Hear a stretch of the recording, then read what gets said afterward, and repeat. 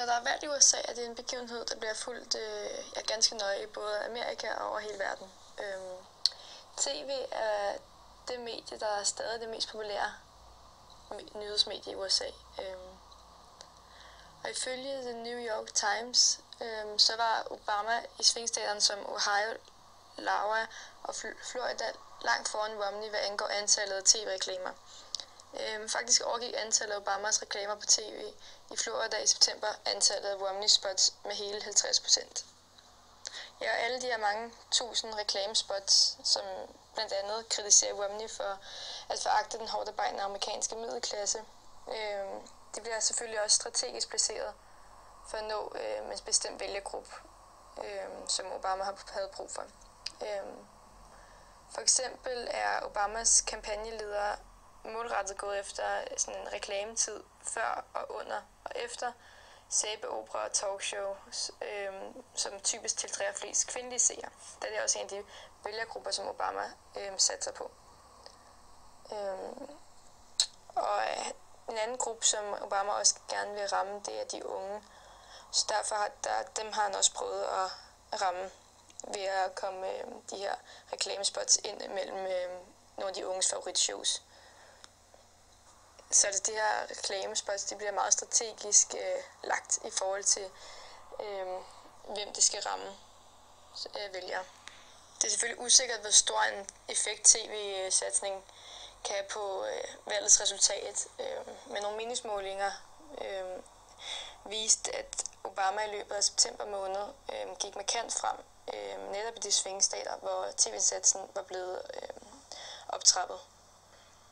Studier fra The University of North Carolina og Arizona State University påviser, at mens tv-debatter mellem præsidentskandidaterne historisk set flytter meget få vælgere, har mediernes dækning af debatterne enormt stor betydning for vælgernes opfattelse af kandidaternes præsentationer. For eksempel blev der gjort en undersøgelse for valgkampen mellem John Kerry og George W. Bush tilbage i 2004, og den viste, at seerne, der ikke så tv-stationernes efterfølgende analyse af en af debatterne, mente, at John Kerry var den mest overbevisende, mens de, der havde fulgt debatten og NBC's News efterfølgende dækning og analyse, mente, at det var Bush, der sejrede i debatten. Så derfor er der meget tyder på, at præsidentkandidaterne kun har en lille smule kontrol over deres tv-optrædens gennemslagskraft, det deres holdninger slår igennem. Og det kunne tyde lidt på, at faktisk at det er mediernes behandling af deres tv-optræden, der kan have betydning. Og faktisk medierne, der sidder lidt på magten.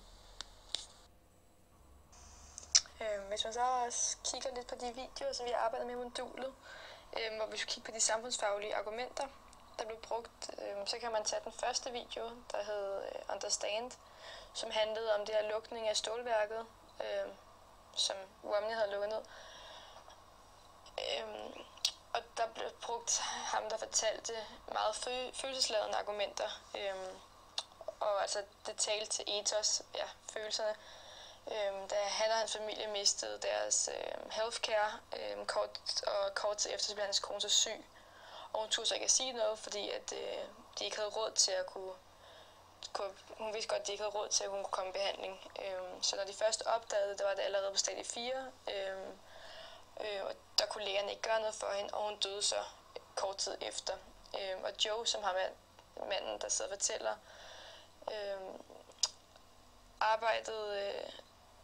fik så endelig et nyt arbejde, men det gav kun halvdelen af det, han tidligere havde fået løn på stålværket. Og Joe siger så til sidst i videoen, at han tror ikke, at Romney ved, hvad det er, han har gjort, og han tror heller ikke, at han er bekymret. Til sidst i videoen står så også, at videoen er ikke autoriseret nogen kandidat eller kandidatgruppe.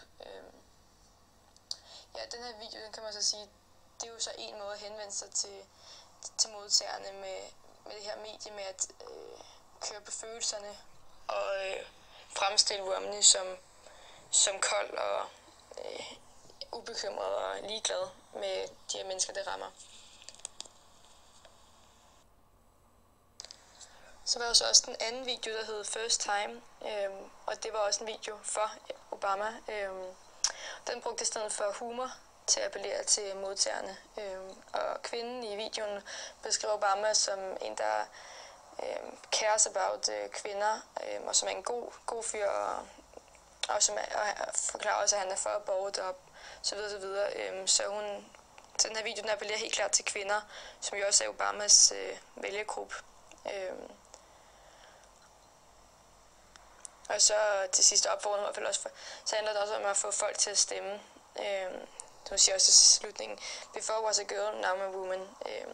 Hun sammenligner det med at miste sin mødom til at stemme. Og til sidst i den her video er der også et link til at man stemme på Obama. Altså den her, det er jo en helt anden måde at henvende sig med humor til modtageren. Og på den måde prøve at ramme. Ja, så medier kan jo henvende sig på mange forskellige måder. Altså for eksempel logos, der appellerer til forstanden. Og ethos og pathos appellerer begge to til følelserne. Ethos, det er til de lidt mere blide og vedvarende følelser, der knytter sig til taleren, altså den, der fortæller historien. Hvorimod pathos knytter sig til de heftige og mere kortvarige følelser hos publikum. Ja, altså så ethos handler mere om talerens troværdighed, end det gør i pathos. Lidt om måden, de fører kampagne på i USA. Ja, jeg har allerede været inde på en del af de kendetegn og så videre, der er ved valgkampagnerne i USA. Det her med, at der er en lidt hård tone, og de satser meget på reklamespots, og det er meget strategisk placeret. Og netop det her med modkampagner, det læste vi jo også om i nogle af artiklerne her i modulet. For eksempel den her med, hvor man fulgte en kandidat for republikanerne en dag, hvor han stemte dørklokke og så videre. Ligesom Obama også gjorde tilbage i 2004, var han succes med det, hvor han satsede meget på de frivillige indsatser og det her med at komme ud mellem folk og vise sig. Det gav ligesom en stærkere troværdighed end blot at få en brochure ligesom omkring, hvad for nogle sager det er, han vil igennem. Så virker det mere troværdigt, at man som kandidat går ud og taler sin sag også, og kan svare på spørgsmål og så videre. Og som vi også var inde på i det her modul med de forskellige artikler, vi har læst, og noget besvarelse af de andre opgaver, der kan man også se, at den her forskel mellem måden at føre valgkamp på i USA og i Danmark for eksempel, at det er mere ekstremt over i USA, og det er en utrolig dyr ting at gøre. Det koster rigtig mange penge at føre en valgkamp. Og derfor sorterer de også i, hvad for nogle stater, de ligesom satser på den store opdækning af reklame for kandidaterne. Da det ligesom er i svingstaterne, altså her, hvor det skal afgøres, det er der, de ligesom går all in på reklame for dem selv.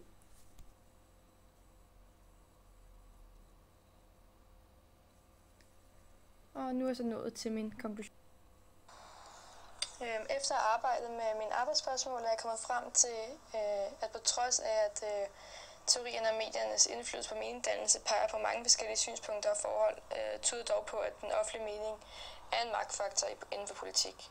Den offentlige mening bliver dannet af forskellige diskurser i vores samfund, og det kan så diskuteres, i hvilken grad mere direkte eller indirekte kan påvirke modtageren og den offentlige mening, og det vil også have en betydning for eksempelvis det amerikanske valgkamp her i 2012.